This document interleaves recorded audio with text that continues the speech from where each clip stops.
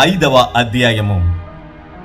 యేసే క్రీస్తయ్యున్నాడని నమ్ము ప్రతివాడును దేవుని మూలముగా పుట్టియున్నాడు. పుట్టించిన వానిని ప్రేమించు ప్రతివాడును ఆయన మూలముగా పుట్టిన వానిని ప్రేమించును. మనము దేవుని ప్రేమించుచు ఆయన ఆజ్ఞలను నెరవేర్చువారమైతిమా? దేవుని పిల్లలను ప్రేమించుచున్నామని దాని వలననే ఎరుగుదుము. మనమాయన ఆజ్ఞలను గైకొనుటయే దేవుని ప్రేమించుట. ఆయన ఆజ్ఞలు భారమైనవి కావు. దేవుని మూలముగా పుట్టిన వారందరూ లోకమును జయించుదురు. లోకమును జయించిన విజయము మన విశ్వాసమే.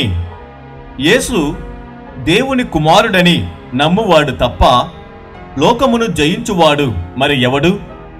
నీళ్ల ద్వారాను రక్తము ద్వారాను వచ్చినవాడు ఈయనే, అనగా యేసుక్రీస్తే. ఈయన నీళ్లతో మాత్రమే గాక నీళ్లతోనూ రక్తముతోనూ వచ్చెను. ఆత్మ సత్యము గనుక సాక్ష్యమిచ్చువాడు ఆత్మయే. సాక్ష్యమిచ్చువారు ముగ్గురు, అనగా ఆత్మయు నీళ్లును రక్తమును. ఈ ముగ్గురు ఏకీభవించి ఉన్నారు. మనము మనుష్యుల సాక్ష్యము అంగీకరించుచున్నాము గదా. దేవుని సాక్ష్యము మరి బలమైనది. దేవుని సాక్ష్యము ఆయన తన కుమారుని గూర్చి ఇచ్చినదే. దేవుని కుమారుని యందు విశ్వాసముంచువాడు తనలోనే ఈ సాక్ష్యము కలిగియున్నాడు. దేవుని నమ్మనివాడు ఆయన తన కుమారుని గూర్చి ఇచ్చిన సాక్ష్యమును నమ్మలేదు గనుక అతడు దేవుని అబద్ధికునిగా చేసినవాడే. ఆ సాక్ష్యమేమనగా, దేవుడు మనకు నిత్య జీవమును దయచేసెను. ఈ జీవము ఆయన కుమారుని యందున్నది. దేవుని కుమారుని అంగీకరించువాడు జీవము గలవాడు. దేవుని కుమారుని అంగీకరింపనివాడు జీవము లేనివాడే. దేవుని కుమారుని నామమందు విశ్వాసముంచు మీరు నిత్య జీవము గలవారని తెలుసుకొనినట్లు నేను ఈ సంగతులను మీకు వ్రాయుచున్నాను.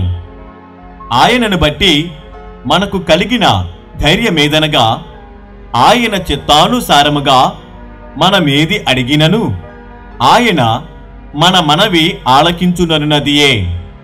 మనమేమి అడిగినను ఆయన మన మనవి ఆలకించునని మనమెరిగిన ఎడల మనమాయనను వేడుకొనినవి మనకు కలిగినవని ఎరుగుదుము. తన సహోదరుడు మరణకరము కాని పాపము చేయగా ఎవడైనను చూచిన ఎడల అతడు వేడుకొనును.